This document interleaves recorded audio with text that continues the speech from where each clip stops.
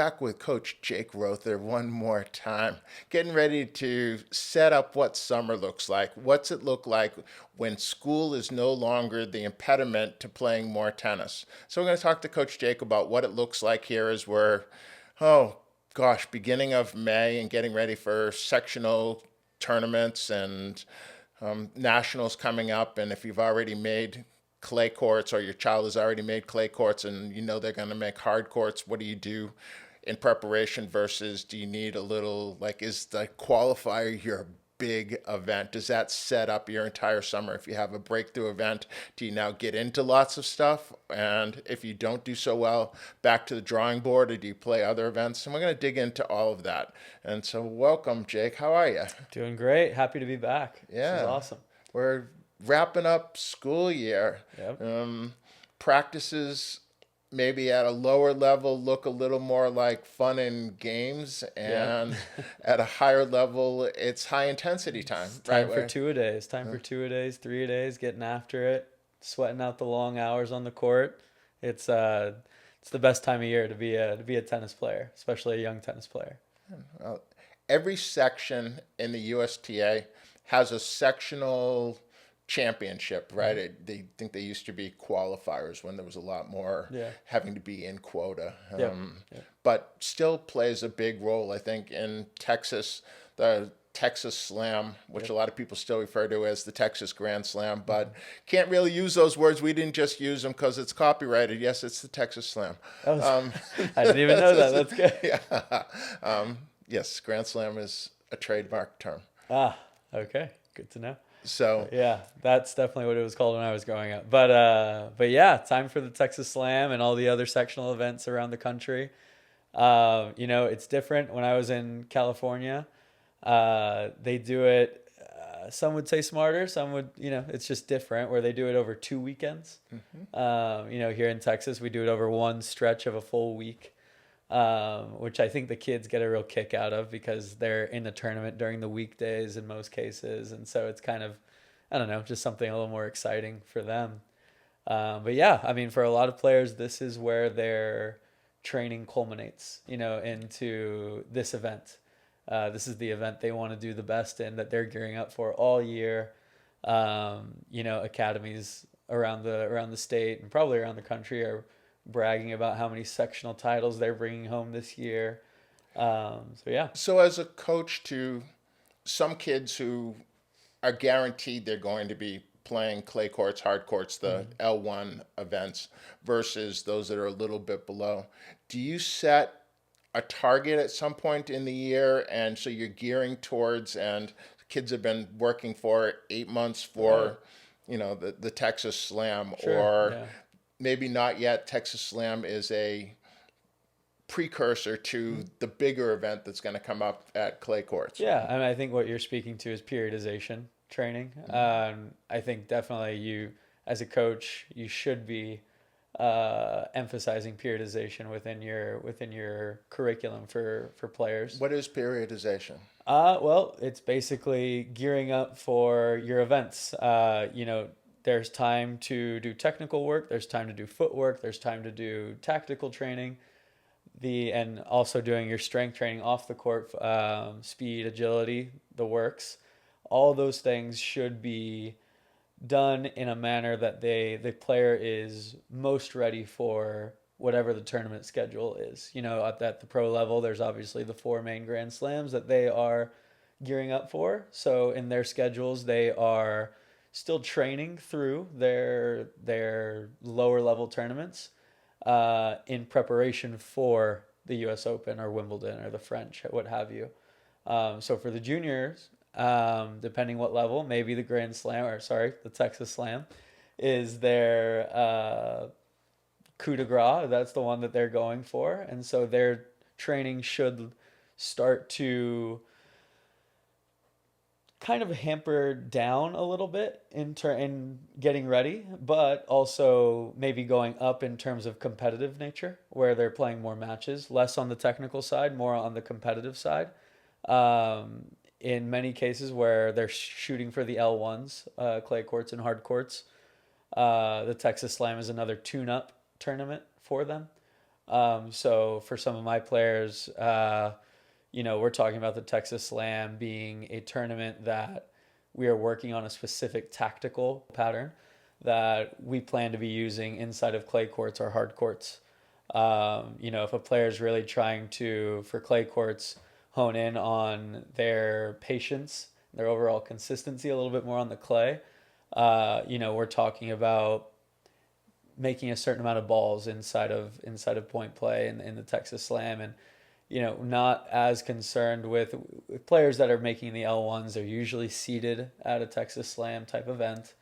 So at that point in time, does the Texas Slam become a microcosm of what you're talking about? I mean, I remember young lady Lindsay Burdett, and Lindsay ended up was the middle of three sisters. All three played at Stanford, and Lindsay, the first couple of days of a tournament, would be winning matches that I would have thought she could win 0-1, 0-0, and she'd be winning them 3-4. And I would ask her, and I wasn't her coach at the time, but I would ask her, what's, with those scores? And she said, I was just working on stuff that I knew I was going to need against whoever the name was that we knew, right, that she was going to see in the semifinals or finals. Yep. And so she was working on things in preparation for later in the tournament. Yeah, no, I think that's exactly right. It's these players know they have a certain confidence that they feel very confident that they're going to get through the first few rounds, even if they are working on something.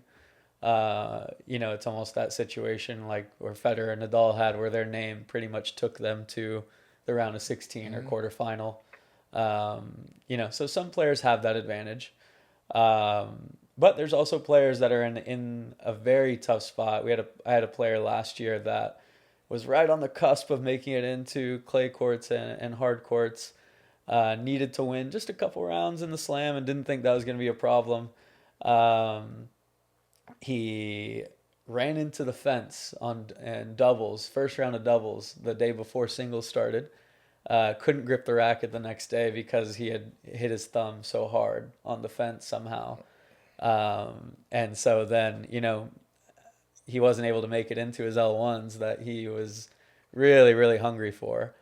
It was a bummer, but I think nerves actually probably played a role into that. The site where doubles was played, the fences were a little close, but still, I think if you're not thinking about other things, I think you're you're able to avoid the fence line in that situation. But yeah, so it can be a time of a lot of nerves for a lot of players, for sure. I mean, I know growing up for me, the Texas Slam was something that I desperately wanted to win, in doubles and singles, and had some chances in doubles. Singles didn't quite. I had some draws. I had, as a seeded player and all that, and would always seem to find a way to let it go, just because that moment just felt so big to me.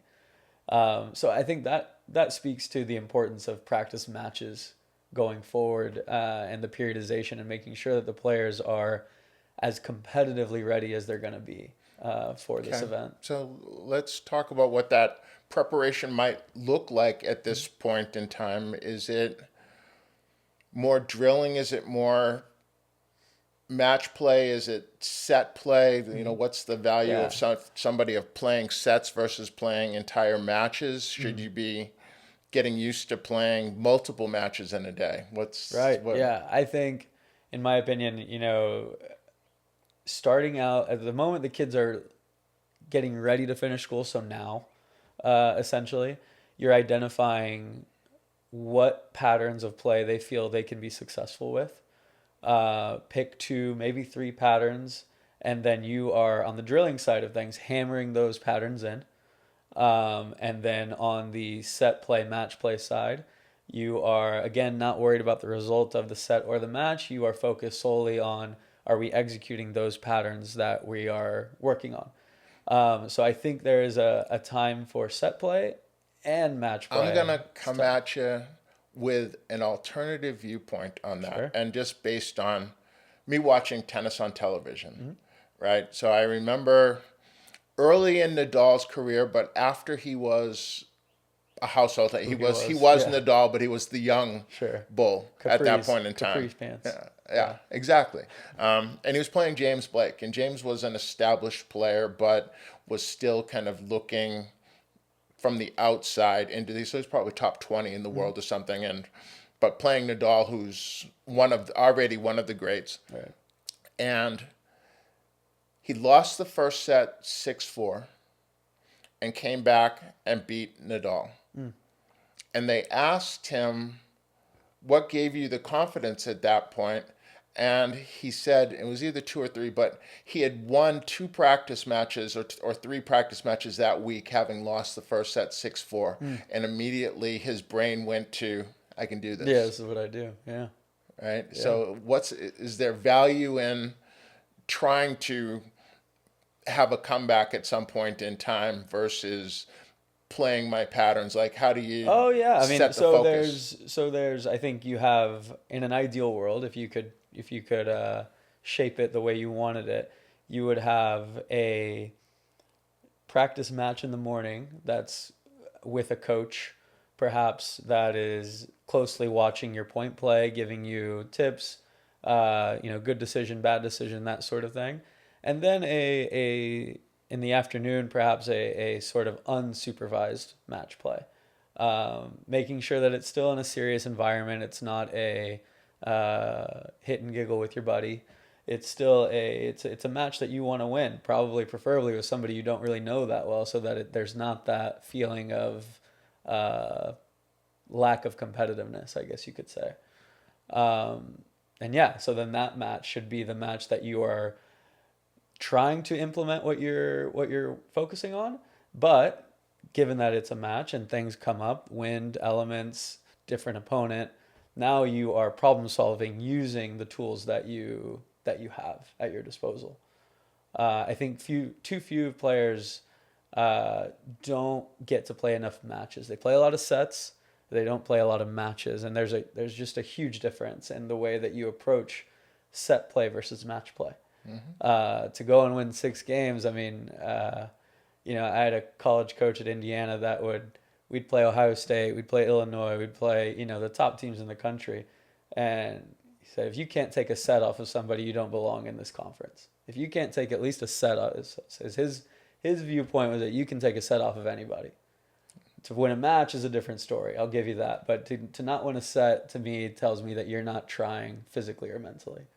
And I happen to agree. I mean, anybody that's playing at the Texas Slam, if you make the tournament, that's quality. Everybody there is capable of beating anybody. Now, mentally, and those things change, but anybody can beat anybody at that tournament.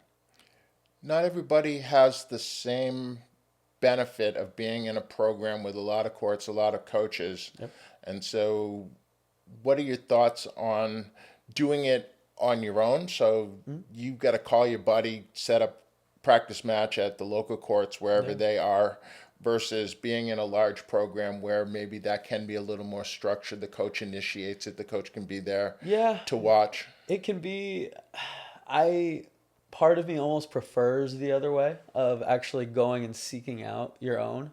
And especially if the player is doing it themselves. I don't think if the parents are doing it that it's as effective, but if the players are actually actively seeking out these practice opportunities. What age does that come in? Because it's pretty hard to get an 11-year-old to call up another 11-year-old. Sure. But, if they're hungry enough, they will. If they want to do it, they will. And obviously, maybe they're not on the phones, but they talk to each other at practices every day or what have you. But given that at that age, they can't, if they're asking mom and dad, hey, can you call so-and-so? Can you Well, because I think there's a lot of people outside the program. One of the most common after-match things are parents talking to each other about, oh, that was a good match. They were close. Like, we need to set up a time for them to get together. And so people who aren't in your program. Yeah, I think it's really important to build that community. I mean, that's one of the great things about tennis is that we have such a large community. In the adult world, I'm sure you've come across it many times where you come across somebody that you used to play with or you used to coach with, or and inevitably we always say, oh, tennis world is so small. Tennis world's so small. There have been times I've been in an airport on the other side of the world that I'll see somebody and I'll have a racket or they'll have a racket. Oh, hey, you play.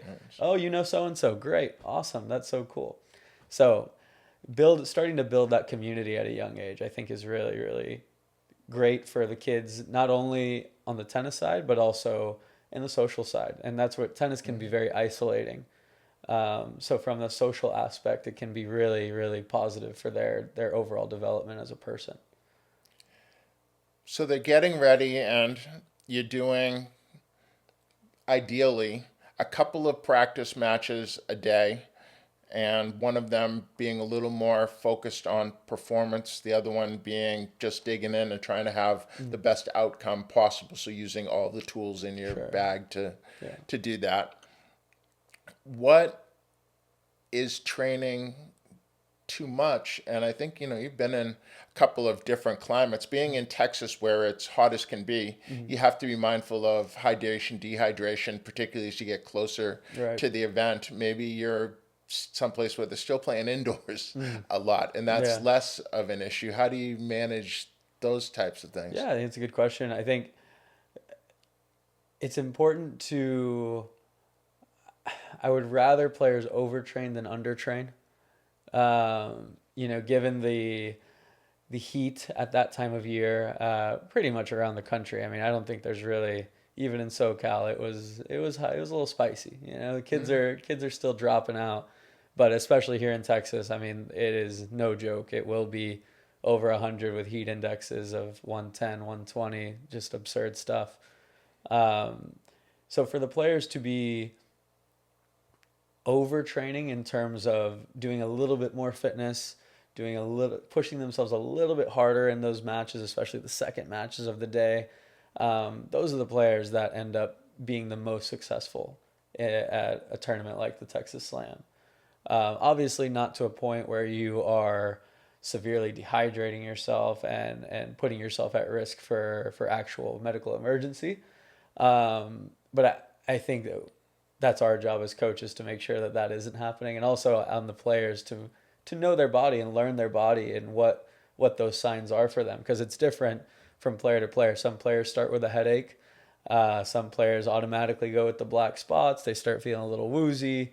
So it's really important that you start to identify what you feel like as a player when you're starting to feel those symptoms of overheating or. Isn't that the hardest one, where you can tell players, here are some symptoms, but everybody's pain threshold is Everybody's a little different. bit different. Some are pretty Yeah. soft, to Right. be honest with you. Yeah. They're Yeah. like, oh, I pushed myself beyond. But reality is, very few push themselves Right. beyond. There's very few Well, that, we have one young man at ATA in particular who will push himself to cramping and right. throwing up and doing all kinds of stuff. But that's an exception It's an to it. exception, but it's also not a great thing because you're teaching your body to do what? Your body will just start to do that. It'll just start to cramp. You'll just start to force yourself to throw up to get yourself out of that uncomfortable position, because it knows once it starts doing that, it's going to stop, right?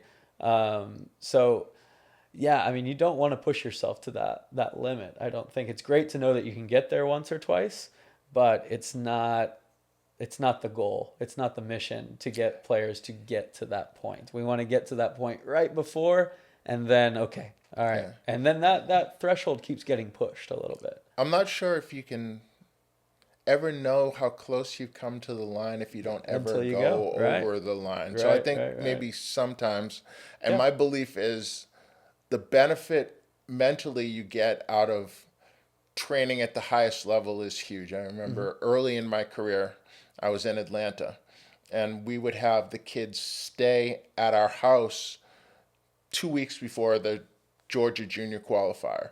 And they would have to get up and run to the tennis center, and I would get my little Toyota Tercel and drink my coffee as I drove by them running to the tennis center, right? And then they would practice, and then they'd shower, and we'd take them to school. But I can remember once, young man by the name of Tamiron Collier, Mighty's probably 40 years old now or something, but at the qualifier, he might have been the 7 seed or something in the boys 18s, and he was playing a kid by the name of Staten Helton, and Staten was the 4 seed, and they were playing middle of the afternoon in Macon, Georgia, which is the armpit of the world, so it might as well be in Texas. Sorry, Macon. And they split sets, and they're out and starting the third set, and all of a sudden, out of nowhere, Mighty yells, "I didn't get up at 5 o'clock in the morning and run to the tennis center to lose to this kid."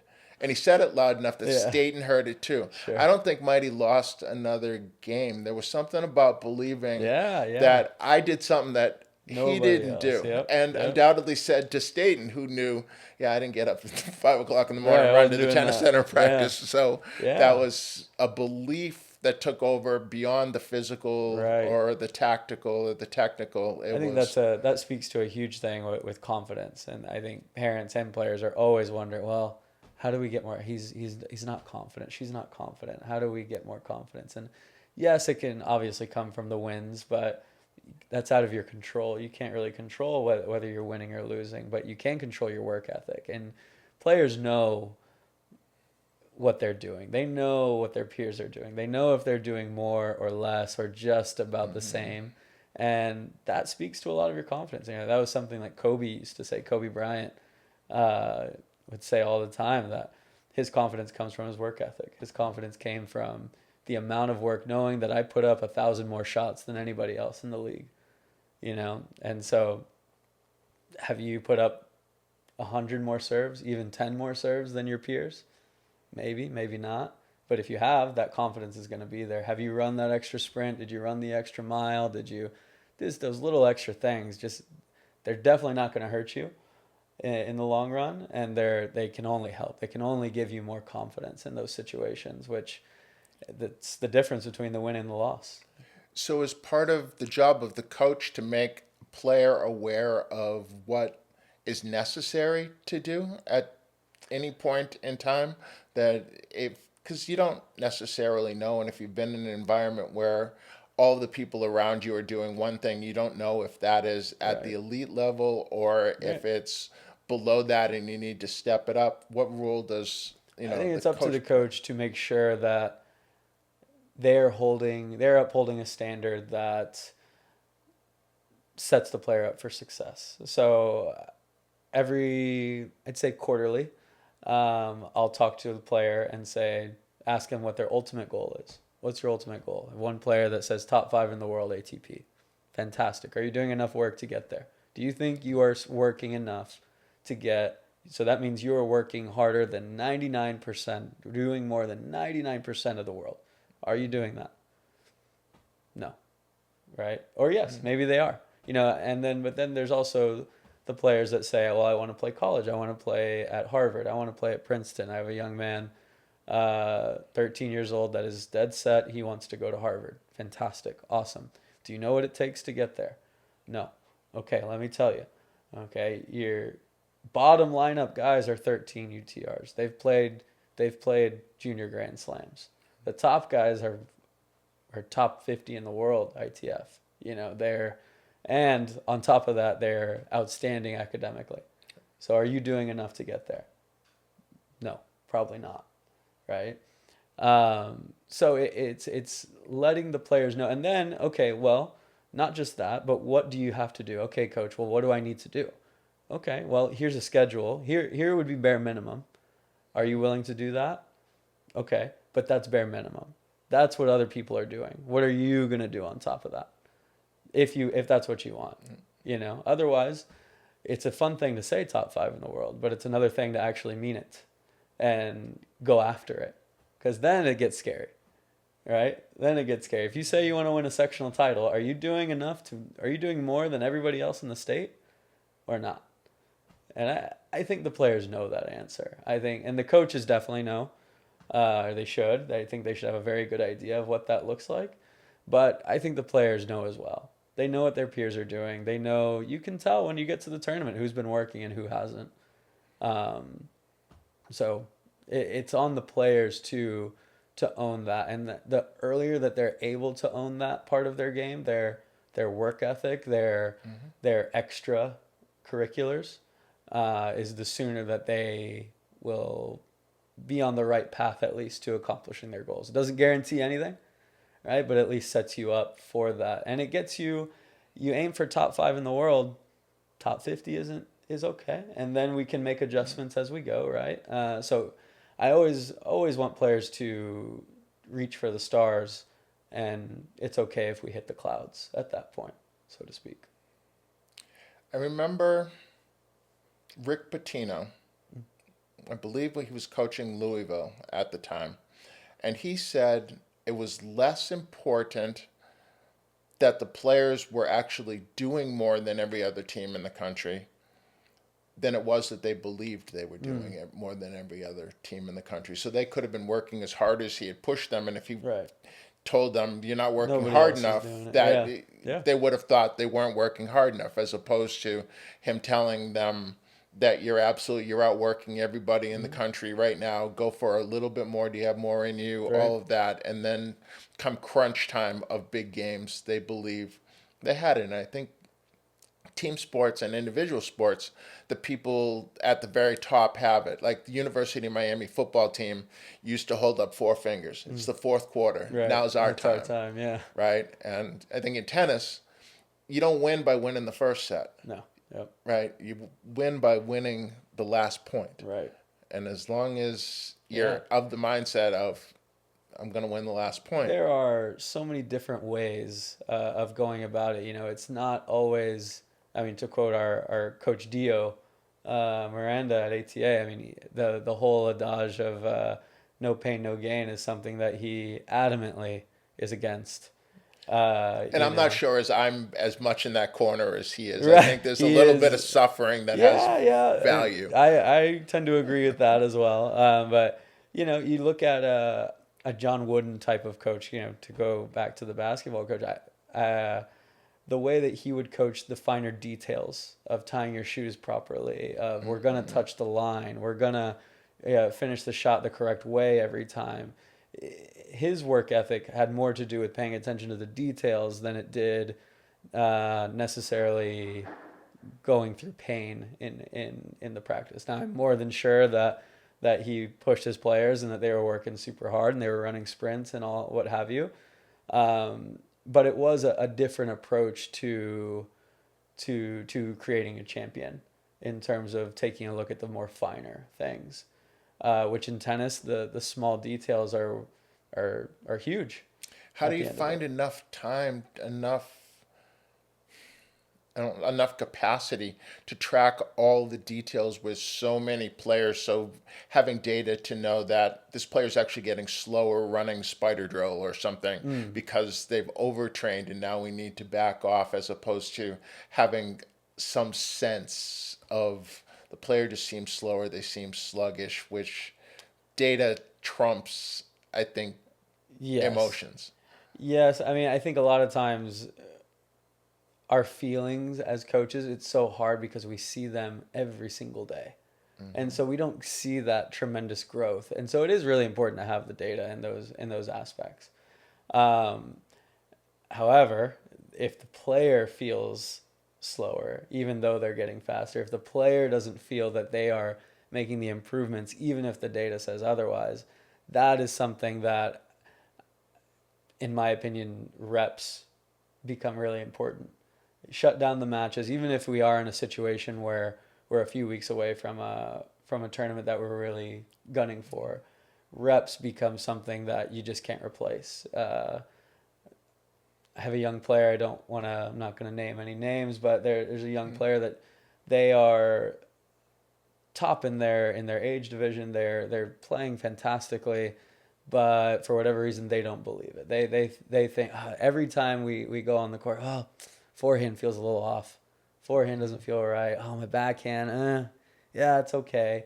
And so to stick that player in a match, now it's important every once in a while, but to stick that player in a match and say, well, go figure it out, while that there is a part of that that's important for them to be able to work through not feeling their best, I also, as a coach, want them to feel their best going into their competition. So that player gets treated a little bit differently in that respect.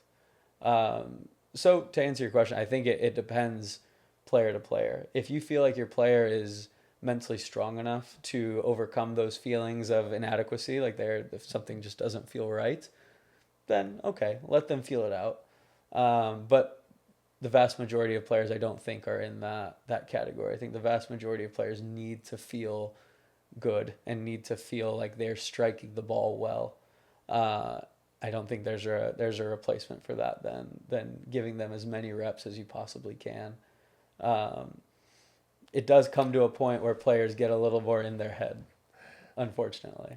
But So let's go back to periodization mm, and goals, right? So do you have longer term goals that the Texas Slam or Kalamazoo or whatever it happens to be is the junior slam?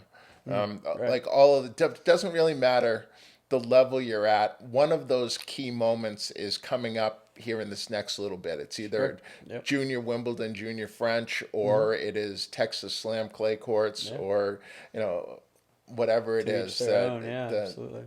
so do you have goals that you've set? So we're leading up to this, and Hmm. we now have a 3 month window if it's a shorter term goal, or maybe it's one started at the end of the same tournament last year, like I'm going to do better next Right. year. And Yep. so taking stock of what do I need to do in order to have greater results Hmm. next year. Um, I think are you there's reminding them early in the year, or is it something that you kind of don't think about for a while, or does it make sense to have that shining goal out there right, that you're dangle the shooting carrot, for? so to speak. I think it's always a mixture of the two. I mean, first of all, we're constantly going towards the ultimate goal. Every step we take is towards the ultimate goal of top five in the world, college tennis, what have you.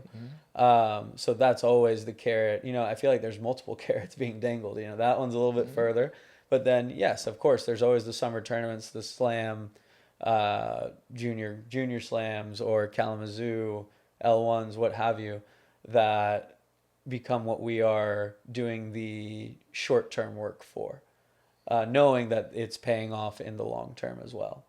Um, so for the periodization style, I guess if we could backtrack a year from now, with a couple of the young players that maybe didn't have the Texas Slam that they wanted to. Okay, as soon as that tournament's over, what do we need to do? What do we need to work on today that, or starting now, that is going to give you a better chance at having a stronger Texas Slam next year? Okay, well, A, B, and C. Okay, great. So we're going to start with the, for me, it's always starts with the physical foundation, the fitness side of things. If I can't, a big one is consistency, always, right? I don't care how good your technique is, what grip you're using, where your finish is, or whatever. It doesn't matter if you're not getting to the ball. And you're not getting to the ball and able to be balanced and composed while you're there. So for me, that fitness aspect is probably the most important. So I want that to be at the forefront of their minds at all time. Are you getting fitter today? Are you getting quicker? So is fitter, and you're maybe just about to say, but so speed, strength, and agility versus or strength versus speed and agility. Mm-hmm. Are they separate? Do you train them at separate periods? And Yeah, so again, Coach Dio Miranda, best in the business, love him, here at ATA. He sets up really great periodized programs for the players. I went to him with the same thing. I need these players to be faster. I need these players to be able to get to the ball and be in good position and be balanced. Okay, that's great.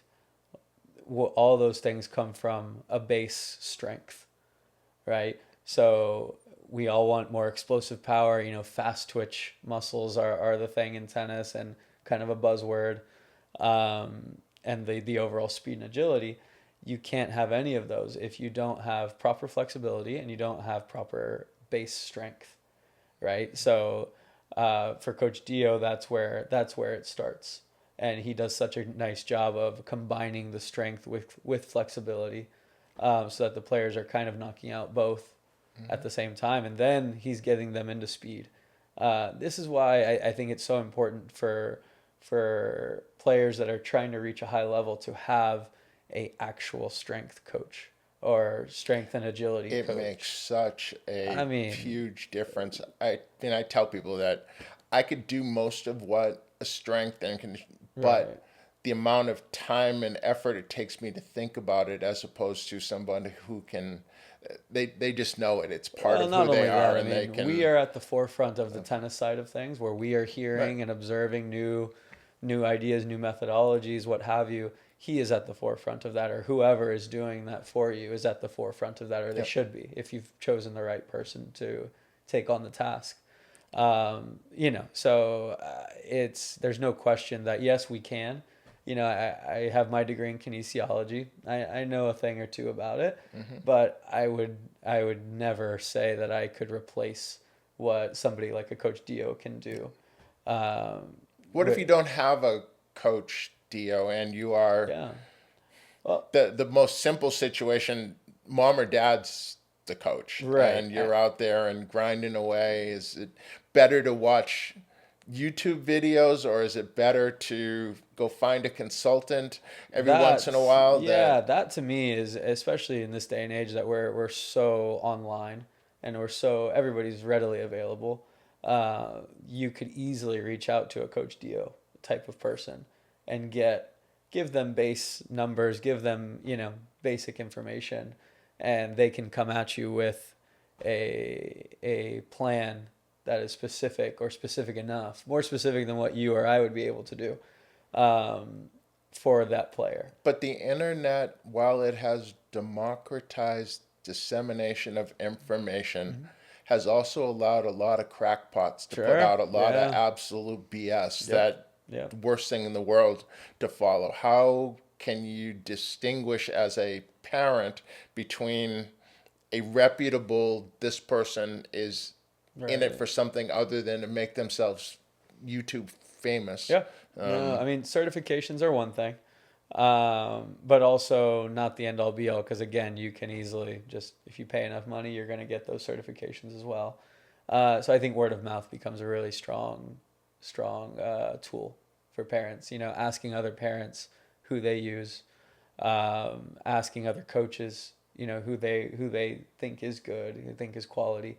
But also on the other side of it, uh, you talk about the confidence deal, and if a player, there are plenty of uh, below average coaches or coaching Mhm. minds that have created good players strictly because that player believed in what they were hearing. So by Uh, definition, are they maybe not below well, average? Maybe they're their tennis IQ might not be as high as somebody else's, but they have a way of getting their players to believe in what they're saying. isn't that a skill? So it is absolutely. So if that's the Yeah. case, then that's great. As long as there's buy-in, because even on the other side of that, somebody with a tremendous tennis IQ, but for whatever reason doesn't get the buy-in from that player, they could be telling them absolute gold, but it's not going to work out for them, right? So finding a source, Hmm. I think, is important. If you can find a source that is reputable, that has worked with other players, even better. But ultimately, finding the source of somebody that is going to believe in what they're doing enough to where your player believes in what they're doing as well is probably the most important part of the whole equation. Um, All right, so now we get through this event, whatever kind of we're trying to peak towards, yep. right? Periodization, and we have whatever result that we have, and now we're planning the rest of our summer. So, what does that look like Vacation for time. a player? That's Ah, it. okay. No, definitely not. Given those results, you're either, let's take hard courts, for example. You had a great hard courts L1. Let's say you wanted to get to the quarterfinals. You Well, that's got it. maybe a little end of the summer. Okay, sorry. So So talking let's Texas talk Slam, about what happens going into, or even clay courts, because that's still still beginning-ish. beginning of Let's summer. talk Texas Slam. We'll say Slam. You had the goal of getting to the quarterfinals, accomplished it, lost in the quarters. Maybe I don't know. You ended up getting sixth, seventh, eighth place, whatever, what have you. You're pumped about it. So I think it's very easy for that to happen. Say, oh, Junior, you did great. Let's go on that trip we've been wanting to go on now. This is where it separates the good from the great. the good players are going to go on the vacation, be very happy about it, probably not pick up a racket for a week or two, and then we'll get back to it. And, now I'm getting into clay courts or hard courts, but I wasn't even planning on getting in anyway. So this is just, extra. But isn't that the fourth phase of periodization would be Correct. active rest? Yes. So to define active rest, I mean, it's in the name. It's active rest, right? It's not just go and sit down on the couch for a while. So it's getting players, that's the ideal time to be, in my opinion, to be working on the fitness side of things. Pick up a racket maybe once or twice in the week, but you are going all in on your fitness. I had a young lady that was lucky enough to work with that won the Junior US Open, and she wins the Junior US Open. She comes back to San Diego, and the next day she's hitting, but she's hitting left-handed. And I said, Catherine, what are we doing? What are we doing here? Oh, well, I'm in my active rest phase, so I'm actually going to work on my left side of my body. I'm trying to get it stronger. And Because that's a big deal with tennis huge. players is the imbalance because one Right. side is used so much more. So Yes. So her team had established that the left side of her body really needed a lot of work. So she was going to be playing left-handed for a couple weeks while she was in rigorous fitness programming. So she was doing a ton of running, a ton of swimming, and then she was doing a lot of weights.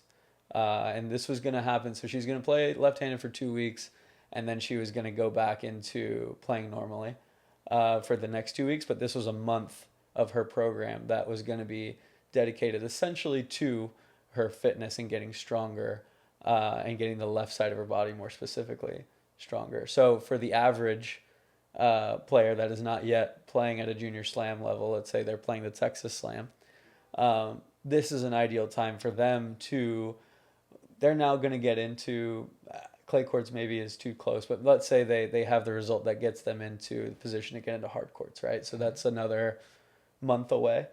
So now I get the opportunity to increase my fitness level while now also preparing for a tournament that I didn't think I was going to get into. So I can work my butt off and I can be in a position of an underdog, which is very fun to be in for a tennis player, that I can just get to go and be fearless and go compete as hard as I can. And now my goal for the next year becomes a little bit different because now I know I'm at that level. And so now my goal is not the Texas Slam, but now it is these L1s that I'm now getting into. So it changes the periodization a little bit. So is this phase between Texas Slam and hard courts, is there space in there for another periodization phase or? Well, yeah. So periodization is let's say, if a week or if a year is 52 weeks, you are chunking that up into 12-week bites at a time, or 8-week bites, or maybe longer segments, but you are dividing the year up in such a way that you are always in the middle of another cycle, so to speak. So you should be in the middle. Again, if Texas Slam was the what you were shooting for, then you should be in your active rest. Now the active rest might get pushed a little bit. You might have to change it up and now go into a more competitive again mindset. So is there time, and I wonder about this because we watch the pros and they go Right. from just a few weeks between the French and Wimbledon. Right. So does it allow for that active rest and then preparation and then pre-competition and then to be in competition long enough that you're Right. at the end of that next phase when you're going to play Wimbledon? And now it's That's what makes this concept, I think, very fluid and interesting, is that it just it differs player to player. Federer would famously not play for like a month going up to Wimbledon. Was he not playing or was he secretly I'm more doing than other sure, yes. stuff that More than just sure wasn't in the public eye? He was still playing, but he wasn't doing the traditional tune-ups. He wasn't practicing the traditional spots. I'm sure he had a court somewhere.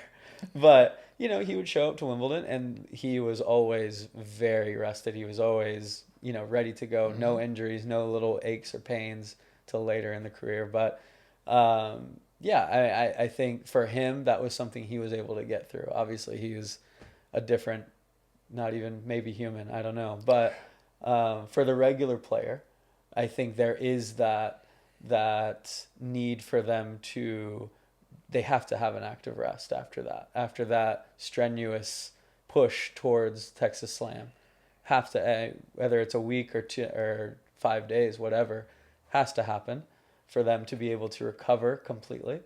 And then going back into pre-competition, as you said, and then going back into the competitive mode. Maybe it's a little accelerated, but it has to happen, I think. Maybe you don't know this because I know that I certainly don't know it. So if you know, that's great.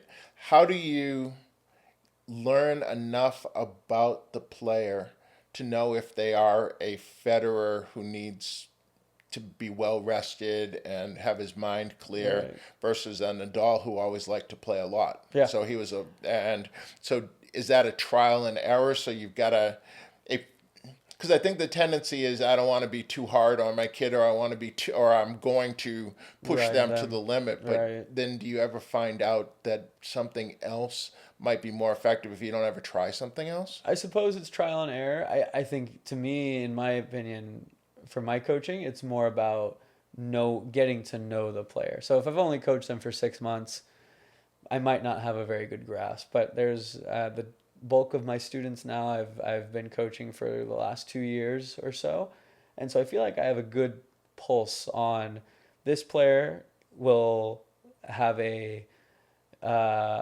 more active rest than others.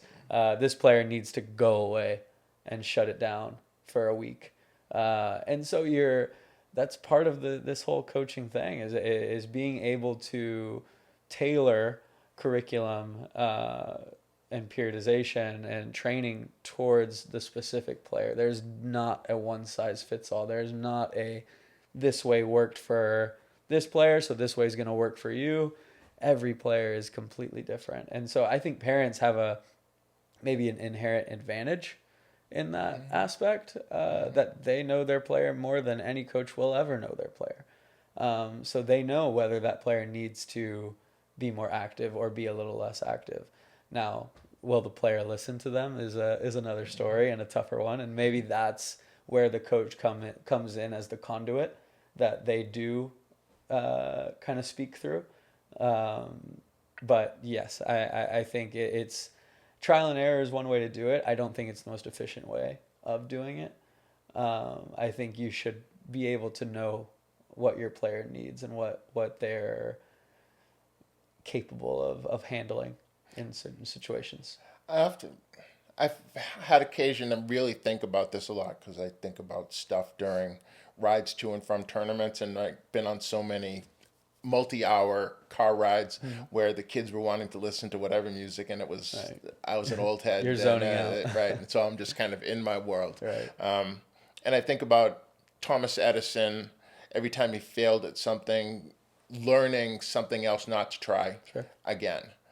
I think one of the challenges of kids changing coaches is they don't know the things that have been tried already, and it was put off as this isn't the thing for this kid, or there needs to be more physical development in a certain area before that technique could actually work.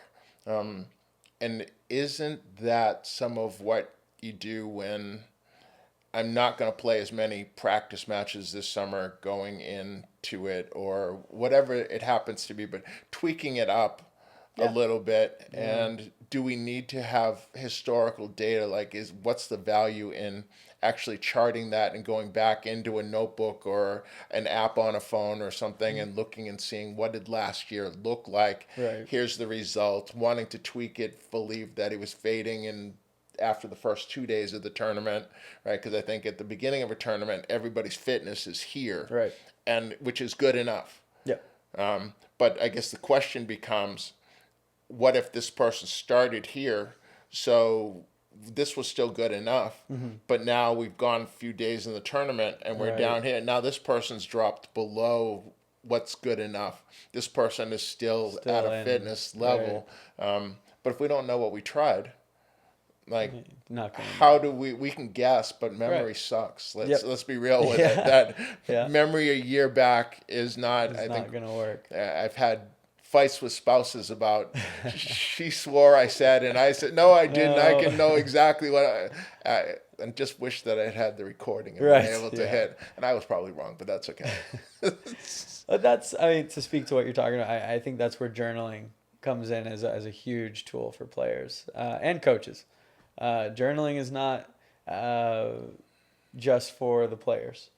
I think that's one of my biggest, I guess, pet peeves is the coach that'll say, "Do as I say, not as I do," so to speak. I ask my players to journal after every match, tournament, lesson. These 11, 12-year-olds have several notebooks already, which is awesome. I wish they would look back on them more, but at least they have them, and so we can look back when we need to. And so this time of year is a time of reflection of, hey, what did we do last year? Now we get to go look and check out what we actually did and how we prepared.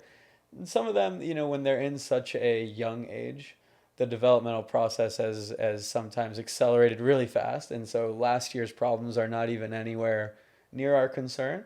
But some have not hit that stage of puberty just yet where they have sprouted up. So last year's problems are still this year's problems in some ways or forms. Um, so it's looking back on that. And that also to speak to if you have changed a coach, if you have changed a piece of your team, having those notebooks yourself, having that writing, you can share that with them. And if the player's not going to do it at the bare minimum, the parent, can do that. If it's not only for that aspect, it's also for a great memory later, when we all get older and you get to look back on this whole journey and you get to have these kind of written down things that you get to, remember that, remember when we did this. So you can look at it from all those lenses. But again, I think it's the responsibility of the coach to have maybe a couple different set ways of preparing, and again tailoring those preparations to the specific player. Again, just too often we go through, this is what worked for me, so this is what's going to work for you, which just doesn't work very often in a lot of what different ways. So yeah, I think the coach has that responsibility. I used to love having one player. Like when I coached players on the tour level, or if I just had one young charger, maybe two, it was really great going into some things. I particularly think of clay courts. So as we got ready for clay courts, I had control of courts, or when I had control of courts, we would do things like they would show up and I would tell them it was raining and they had to go back and come back 3 hours later. And then I would Sure. overly water the court. So when they got back, Yeah. they were dealing with muddier type Right. conditions, or I would change it and not turn the water on for a day. And so it ended up very dusty conditions and being able to do that. Most people don't have that luxury of having a coach dedicated to them. Right. And so they're needing to have some amount of private lessons if they can afford it. And most people have some amount, might just be an hour a week. For some, it's maybe an hour a day. But then there's still this whole group training environment. And how would someone, whatever their situation is with private coaching, if I can afford a private coach all the time, I'm probably paying some of to just be the fly on the wall while I'm in a group practice so they can see what I do with my peers. Yep. So how do we fit that in? How do we look at its place in training, group training? Because you're at the mercy of whatever the group is doing at that point in time. You're not getting to do what you want to do, and there's a responsibility to the player on the other side of the net that you're giving them the best opportunity to practice also. So how do you manage that over the course of a summer?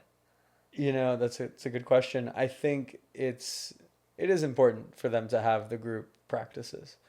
It should teach them accountability in a lot of ways. So, at ATA, for example, at the Austin Tennis Academy, we have a curriculum that we go through for the academy year, and it is periodized to get the players to be at their peak for the Texas Slam. Um, Given that, though, each individual player that comes in, I know I can speak for my primary students. While we are working on, I don't know, let's say we're working on depth inside of the academy practices.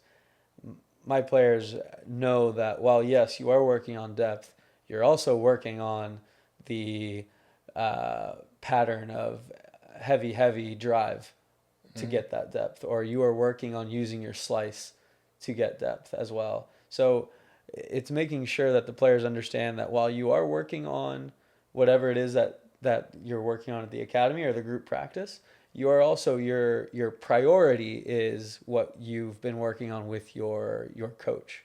The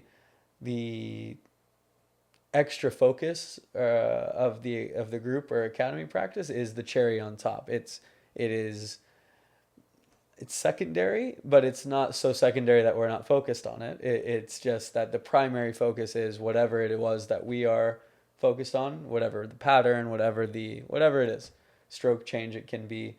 But you're still working on that within the confines of, again, working on depth or what have you within that. It feels to me as if that's a higher order thinking skill for a 12-year-old who's trying to figure out how do I not be disrespectful when this coach is all the time in my face and you didn't do, and I'm of the mindset of, oh, I talked about it with coach and we're working on angles off of short ball. So we're working on depth, but when my opponent gave me a short ball, so I was good enough with my depth that I generated what I hoped to get out of depth, which is a short ball from the other person. Yep. And now I'm concentrating on taking the ball off the court. Yeah. But now I'm getting fussed at by the coach for doing this one thing. Right. How do I work that one? And as a 12-year-old, it's pretty hard. Unfortunately, with tennis, we ask a lot of our youngest players,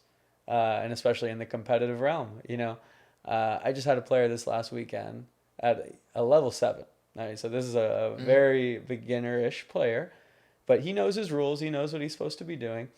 They were at 3-all playing a set to 4, so they're meant to win by 2, or a tiebreaker at 4-all. The young man on the other side wins the game 4-3, and then walks off the court. Says, "I won. You lost. Get out of here." And my player's in tears and in shambles, and they call me afterwards. "Well, coach, we didn't know what to do." "Yes, you did. You knew the rule, did you not?" "Yeah." "Well, then why did you back down?" So if we're going to ask players to do that in a competitive aspect, then we have to ask them to do something similar. Now, it's always respectful. It's always to the tune of conversation, not telling. So what I mean by that, I guess, is that the player would open the conversation to the coach of, "Hey, I've been working on this with my coach. When we get depth, we get a short ball and then we roll them off. Is that okay for me to do?" And if they, for some reason, have an issue with that, then you give way. And I think the player should probably, while they're on that court, do what that coach is asking them to do. But I can't imagine myself, at least, having a player come up to me and A, have the courage to do that, and B, have the just willingness to engage in a conversation like that, and be adamantly against what they're trying to accomplish for that day. If anything, I'm going to keep encouraging them to get better at that skill that they're trying to work on within the skill that we are working on. So again, yes, I know it is a lot to ask of a young person, but this sport demands a lot of young people all the time, and is a part of the reason that this sport creates such thriving adults, right? So many doctors and lawyers and people of citizens of significance, as we would say at ATA. So yeah, the expectation is just that. I think we can all do a better job of providing that mental framework of how do you approach practice and the different segments that happen within it. So if you're in a group versus more one-on-one with somebody that you don't know very much, somebody that's a consultant, somebody that's your primary, and how do you bring all of that back and ask the questions, and the coach being able to provide the time necessary to have those discussions without parents feeling like you're not hitting balls, there's no value to the money today. As you can tell, it's if they only knew how much more value there was in the time you spent not hitting balls. Well, it even goes back to, I mean, there's players that will have multiple coaches. And, a player will come in with a different forehand one day to the next. And while they have to make that decision, that which one am I going with? And it has to be okay with both coaches. I'm in a situation where I'm on both sides of that, where I am the primary coach and I know they see a secondary coach and I'm in communication with that coach. And I'm also in one role a secondary coach to another primary coach, which, again, that's perfectly fine. I don't agree with everything that they're doing, but that's not for me to try and make my point across. It is my job. I've decided that I'm going to work on one certain facet of their game. And I have talked about that with the other coach. I've told the other coach, hey, you got the rest. I'm going to focus on this. I'll let you know what's going on. And there's times that the player will come and tell me, hey, I'm working on this with this coach. Great. Keep working on it. Looks great. We're working on this. As long as you can do that within this, great. And so I think a good academy practice, a good group practice is going to allow for that. I think coaches can't be naive enough to think that this is the only practice that they're getting, that these players are getting, right? And so being able to be flexible enough to say, we're working on depth, but if you're working on, this, make sure that we're depth is a fundamental skill that we all need, right, as tennis players. So to be able to work on your depth and also add in what you're working on, please do it. That's only going to make you a better player. That's only going to make this group practice even better. So I think we have to be a little bit more accepting of that as coaches as well. Yeah, I think this is a conversation that's worth revisiting and digging in a little bit deeper. I don't think we could but scratch the surface. Right. One thing I'm trying to ask everyone who sits in one of these chairs at the very end is, what is something that you believe a parent could say to a child during that 15-minute, 10-minute car ride home, which could reinforce the things that are necessary that came out of whatever that day's experience was, whether it was a tournament match, a private lesson, a group practice? What can a parent do to be useful in that period of time? Because it really is one of the more times that a parent will impact their child the most. Yeah. I think a big one is, what did you learn today? And can you teach it to me? I'd really like to know. I'd really like to learn about it. If a player can teach you something, they know it. They can teach it and tell you enough information that you're actually able to get it. They know that information, right? That's how we are able to get our points across, is that we know this information so well that we are able to reproduce it in different forms for different players so that they can understand it. So if that player that just took the lesson or played the match is able to tell you what they just learned and give it to you in a way that you are able to understand, given that we're going to assume that you don't have any tennis experience, I think that is really, really valuable for them to be able to get those points across. So if it's a lesson, they're able to break down what pattern or what stroke they learned and how they learned it, and this is how you would do it. If it was a match, it would be, well, let's go with they lost. And I lost, but I could have done this better. I could have done this better, and this is how I plan to do that in the next match or the next time I play that player. My favorite question to ask a player after they've lost a match is, okay, if we were to go have a lesson right now, what would we be working on? Or if you were to go play that player again right now, what would you do differently to play that player? And so then let them elaborate, keep asking them the open-ended questions as long as they're open to it. And then the last part of it would be, well, did you have fun? Did you enjoy it? If it was a lesson, I think that's pretty self-explanatory. Did you enjoy the lesson? Was it fun? Did you have a good time? If it was a match, did you enjoy the competition? Did you enjoy the battle? Did you enjoy the elements? I mean, did you enjoy being out there? And hopefully that answer is always a yes. But if it's not, that also deserves maybe a deeper conversation. And it could just be that it was a tough loss, right? Yeah, I wouldn't expect somebody to tell me I had a they great enjoyed time. it in real time after having just Right. lost 7-6 in the third, right? So losing 0-0, winning 0-0, Yeah. neither of those are real consequential, but it's the real close ones. Winning 7-6 in the third is, the Tears huge are moment, okay. and losing is one of the most crushing Right. things that can The happen. tears are okay. There's nothing wrong with the tears after that. I don't like it when I see parents telling the player, "Oh, don't cry after that." No, cry, let it out, man. Oh, It's tough. I have a standing thing of a talk that I have telling kids, everybody, when you come off the match losing every parent, every player is going to come up to you in tough loss, and you're like, just shut up. Yeah, go away. Right?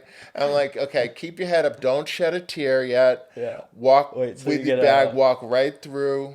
Like, if you got to go to the tournament desk, okay, do that. But then walk through all those people and acknowledge and thank you, and then go find a tree in the under the parking lot and Take sit care under of it your and business. cry, or the back seat of the Right. car, or if you're lucky enough to have one of those Sprinter vans, go Right, climb, go to the back. Yeah.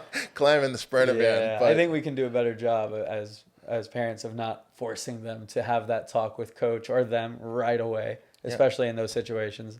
Let them have their time. Let them decompress a little bit, regulate their emotions. It's tough from that standpoint, but even at their age, especially at their young age, they don't know quite yet how to manage those things. So letting them get rid of and what I them is take good. away from what you said is, as a parent, to ask, don't tell.